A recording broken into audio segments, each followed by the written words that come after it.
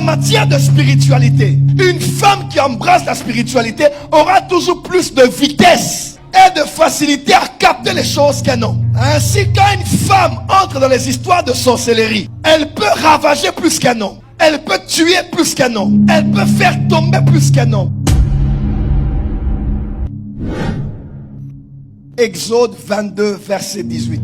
Tu ne laisseras pas une femme qui pratique la sorcellerie vivre. Tu ne laisseras pas vivre la sorcière. Aujourd'hui, lorsque nous voulons parler de certaines personnes ou de certaines pratiques, d'aller chercher la petite bête ici et là, ou de commencer à chercher qui est à la base d'un problème, on parle généralement de cette expression, faire la chasse aux sorcières. La grande question qui se pose ici, pourquoi le Dieu qui sait que la pratique de la sorcellerie est une pratique exercée tant par le mâle que la femelle, a plutôt mis l'accent sur la femme? Quand nous entrons dans la dimension spirituelle de la question, on peut réaliser que les arts spirituels ou la connaissance spirituelle détenue par un homme et détenue par une femme produisent des résultats différents. Parce qu'en matière de spiritualité, une femme qui embrasse la spiritualité aura toujours plus de vitesse et de facilité à capter les choses qu'un homme. Ainsi, quand une femme entre dans les histoires de sorcellerie, elle peut ravager plus qu'un homme. Elle peut tuer plus qu'un homme. Elle peut faire tomber plus qu'un homme.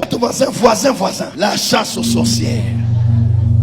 Quelques raisons pour lesquelles je crois que la spiritualité est bien au-delà chez la femme que lorsqu'elle est embrassée par un homme. Numéro 1, à cause de la nature de la femme. Et cela, c'est à deux niveaux. Déjà, numéro 1, la tradition juive croit que l'homme que Dieu a créé en premier dans le jardin d'Éden, selon Genèse chapitre 2, lorsque Dieu souffla, lorsque l'homme devint une âme vivante, les rabbins juifs croient que l'homme était un être hémaphrodite.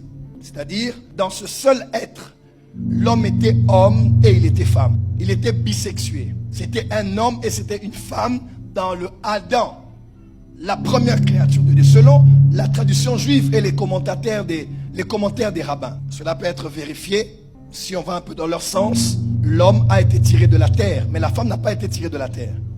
La femme a été tirée de l'homme. L'homme est venu de la terre, il a été tiré de la terre. La femme a été tirée de l'homme. L'homme était dans la terre et Ève était dans l'homme.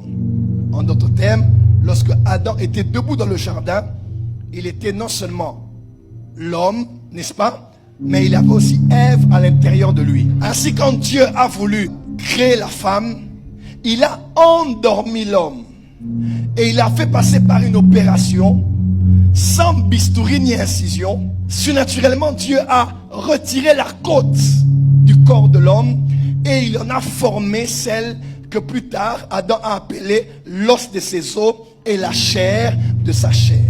Alors, lorsque Dieu parlait à Adam en donnant des ordres à Adam, Adam écoutait avec les oreilles, mais Ève qui était à l'intérieur écoutait de l'intérieur. Ainsi, il est possible que l'homme soit beaucoup plus logique et que la femme soit beaucoup plus intuitive. Là où l'homme écoute à partir des éléments extérieurs, la femme écoute à partir des éléments intérieurs. L'homme a besoin d'être informé pour savoir. La femme peut te dire, je ne sais pas, mais je ne sens pas cette journée. Je ne sens pas cet ami. Je ne sens pas cette personne. Je ne sens pas ce collègue de travail. Elle n'a pas raison à 100%. Mais vis longtemps avec une femme et tu sauras que la femme peut être plus prophétique que des prophétesses. Parce qu'elle entend de l'intérieur. Ainsi, quand on parle des choses internes, cachées, occultées, secrètes, c'est généralement les choses des femmes. Deuxième élément, à cause de sa nature. La femme est un multiplicateur. Tu lui donnes une petite semence, elle te donne un bébé de plusieurs kilos à la naissance 9 mois plus tard. Parce que c'est que tu donnes peu à la femme, elle peut t'en donner beaucoup. Peu de compliments, un peu encore, beaucoup d'amour. Frustration ici, frustration là-bas, un autre jour, tempête de frustration. Là où c'est peu, la femme exagère toujours.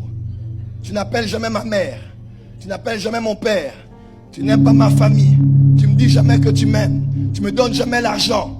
Quand tu la regardes, tu dis ingrate que tu es.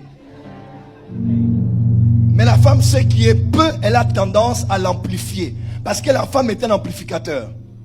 Ainsi, quand la femme reçoit la sémence de la spiritualité, il est probable qu'elle puisse être beaucoup plus capable de multiplier cela que l'homme.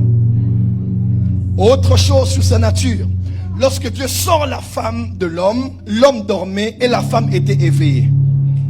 Je ne sais pas combien de temps ça a pris, le temps que Dieu a pris avec la femme avant de réveiller l'homme. Je ne sais pas ce que Dieu avait dit à la femme, ce que la femme avait compris de l'univers. Je ne sais, peut-être peu, peut-être beaucoup, peut-être qu'on exagère. Mais elle a passé un temps avec le Créateur alors que Adam était en train de dormir. Voilà pourquoi je crois qu'en matière de mariage, c'est pas Adam qui voit Ève, c'est Ève qui voit Adam. Très souvent, c'est la femme que tu as draguée qui te dira plus tard, quand je te regardais, je sentais. Quand je te regardais, je savais.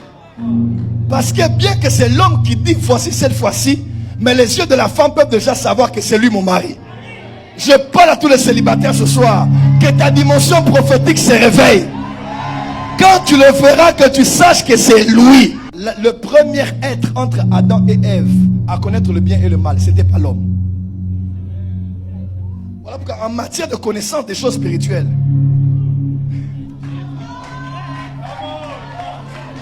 dis amen bien là où tu es.